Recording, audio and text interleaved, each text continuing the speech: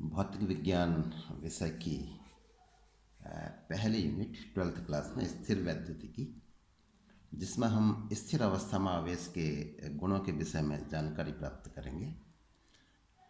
तो इसमें सबसे पहला चैप्टर हमारा होगा विद्युत आवेश और वैद्युत क्षेत्र। तो वैद्युत आवेश क्या होता है, ये सबसे मुख्य चीज़ इसमें होगी, जिसकी कंसेप्ट क्लियर होना बहुत ज़रूरी है। तो वैद्युत आवेश क्या होता है, जैसा कि हमने फर्स्ट ईयर में 4 बलों के विषय में पढ़ा था। मूल बल, पहला गुरुत्वाकर्षण बल, जिसके विषय में हमने वहाँ पर विस्तृत अध्ययन किया था और ये जाना था कि गुरुत्वाकर्षण बल पदार्थ के मौलिक गुण द्रव्यमान के कारण वस्तुओं के बीच में लगता है। बिल्कुल इसी प्रकार से जो दूसरा मूल बल होता है वैद्युत बल, ये भी पदार्थ के एक और मौलिक गुण वैद्युत आवेश के कारण उत्पन्न होता है। तो इस तरीके से अगर कहा जाए कि वैद्युत आवेश क्या होता है, तो ये पदार्थ का एक मौलिक गुण है जिसके कारण पदार्थों के बीच में वैद्युत बल की उत्पत्ति होती है। 2 अन्य प्रकार के मूल बलों के विषय में और हमने जाना था, प्रबल नाभिकीय बल और दुर्बल नाभिकीय बल। तो उपयुक्त स्थानों पर इनकी भी हम चर्चा करेंगे। फिलहाल हम वैद्युत आवेश पर अपना ध्यान केंद्रित करते हैं। तो एक सिंपल सा एक्सपेरिमेंट किया गया है। कांच की एक छड़ को रेशम से रगड़ते हैं तो छड़ में कागज़ के छोटे छोटे टुकड़ों को अपनी ओर खींचने का गुण उत्पन्न हो जाता है। एक बहुत सामान्य सा प्रयोग जिसको हम घर पर भी कर सकते हैं।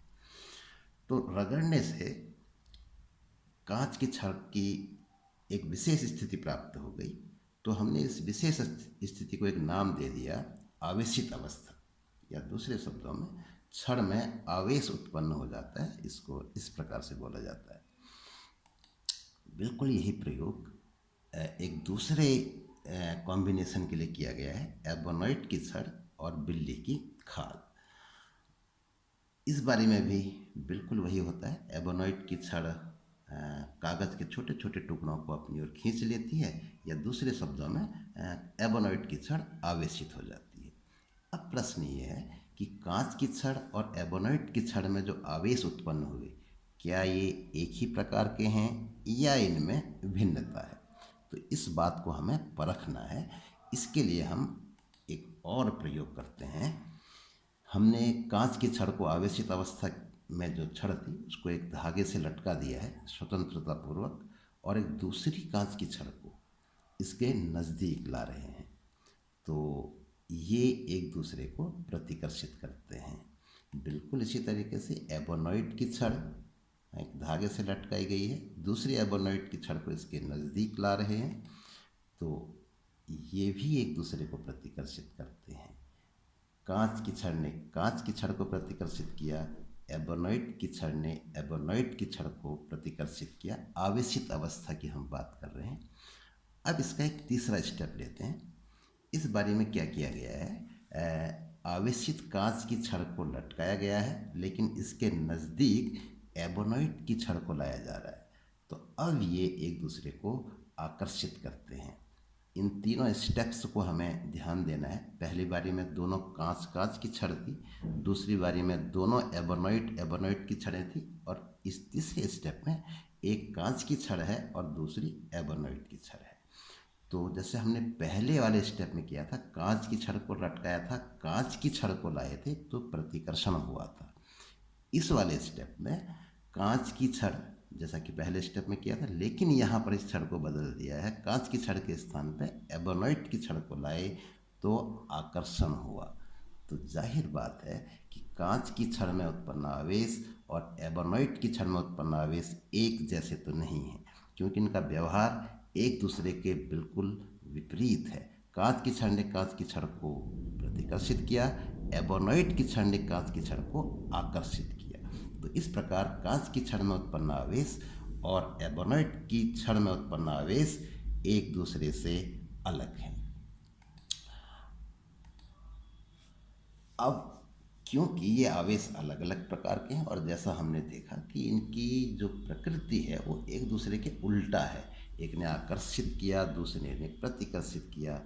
विलोमार्थी शब्द इस तरीके से अगर हम इनका नॉमिनेशन करें तो उसी व्यवहार के हिसाब से हमें ऐसे वर्ड्स का चयन करना होगा जो एक दूसरे के विपरीत अर्थों वाले हों। तो साइंटिस्ट में ये सहमति बनी। और भी बहुत सारे कारकों को ध्यान में रखा गया।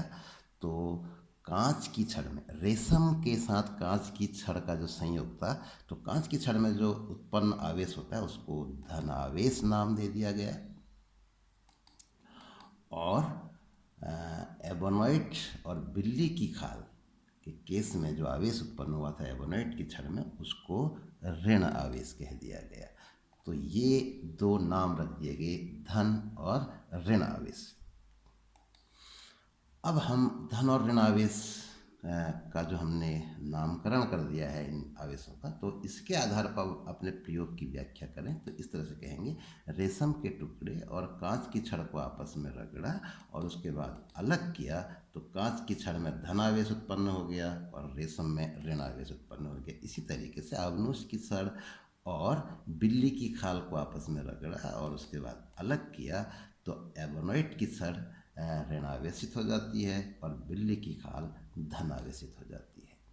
तो अब जो हमारा प्रयोग था उसे हमें इस प्रकार कहना चाहिए, धन आवेश को प्रतिकर्षित करता है, ऋण आवेश को प्रतिकर्षित करता है और धन आवेश ऋण आवेश को आकर्षित करता है।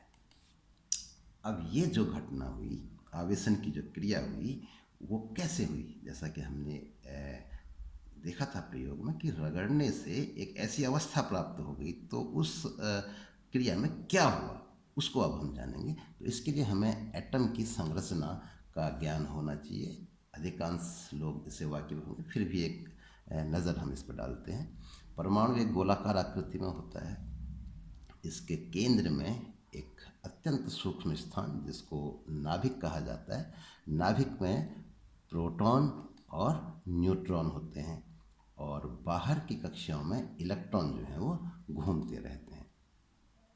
प्रोटॉन पर धनावेश होता है प्राकृतिक रूप से, न्यूट्रॉन एक आवेश रहित कण है और इलेक्ट्रॉन पर ऋण आवेश होता है। कुछ और मुख्य बातें परमाणु के विषय में, नाभिक में प्रोटॉनों की संख्या बाहरी कक्षाओं में घूम रहे इलेक्ट्रॉनों की संख्या के बराबर होती है।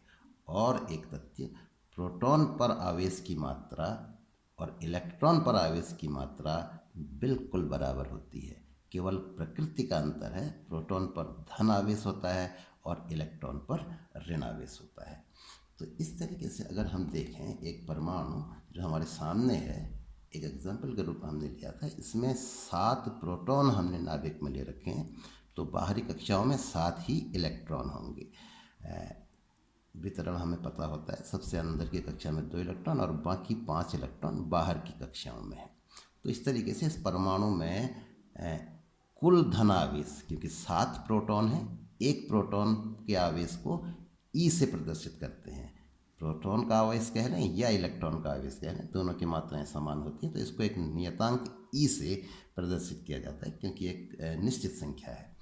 तो इस तरीके से धन आवेश +7 और साथ ही इलेक्ट्रॉन भी हैं तो ऋण आवेश भी -7, तो नेट आवेश 0 होता है। इस तरीके से कोई भी परमाणु वैद्युत रूप से उदासीन होता है, यानी कि उस पर नेट चार्ज 0 होता है। अब अगर आवेशन की क्रिया में क्या हुआ था उसको अब हमें समझना है कि रगड़ने की प्रक्रिया में क्या होता है। बाहर से ऊर्जा मिल रही है रगड़ने की क्रिया में, तो ये ऊर्जा इलेक्ट्रॉन को प्राप्त होती है और कोई एक इलेक्ट्रॉन उस ऊर्जा को लेके परमाणु से बाहर निकल जाता है। तो जैसे ही ये परमाणु को छोड़कर निकलेगा, अब स्थिति क्या हो जाएगी, प्रोटॉन तो उतने ही रहे, प्रोटॉन को बाहर निकालना बहुत कठिन होता है। ये भी एक फैक्ट है जो हमें ध्यान में रखना है। नाभिक में नाभिकीय बल, प्रबल नाभिकीय बल के द्वारा प्रोटॉन और न्यूट्रॉन आपस में बंधे होते हैं। ये न्यूक्लियर फोर्स इस वैद्युत बल की तुलना में जो नाभिक और इलेक्ट्रॉन के बीच में लग रहा है, इसकी तुलना में सैकड़ों गुना बड़ा होता है। तो किसी भी नाभिक से प्रोटॉन को निकालना एक बहुत कठिन प्रक्रिया है, जबकि इलेक्ट्रॉन को निकालना एक आसान प्रक्रिया, जैसे कि रगड़ने की प्रक्रिया में भी इसको परमाणु से बाहर निकाला जा सकता है। तो इस तरीके से जो आवेशन की क्रिया होती है उसमें केवल इलेक्ट्रॉन प्रतिभाग करता है, प्रोटॉन का इसमें कोई रोल नहीं होता है।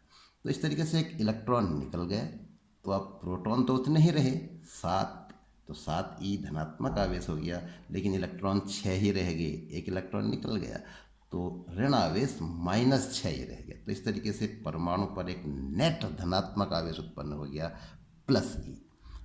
इस तरीके से ये परमाणु जो है वो धन आवेशित हो जाता है। तो इसको आवेशन का इलेक्ट्रॉनिक सिद्धांत कहते हैं।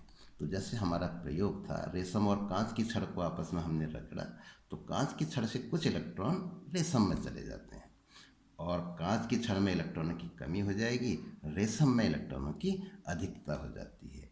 इसका परिणाम ये होगा कि कांच की छड़ धनावेशित हो जाएगी और रेशम ऋणावेशित हो जाएगा। तो इस तरीके से इलेक्ट्रॉनिक सिद्धांत के आधार पर हम आवेशन की व्याख्या कर सकते हैं। प्रेरण एक दूसरी घटना है, इसके द्वारा भी वस्तुओं को आवेशित किया जा सकता है। ये क्रिया कैसे हो सकती है समझ सकते हैं। दो चालक हैं, एक दूसरे से जुड़े हुए हैं, पृथ्वी से पृथकृत हैं, एक इंसुलेटर के द्वारा इनको अलग किया गया है।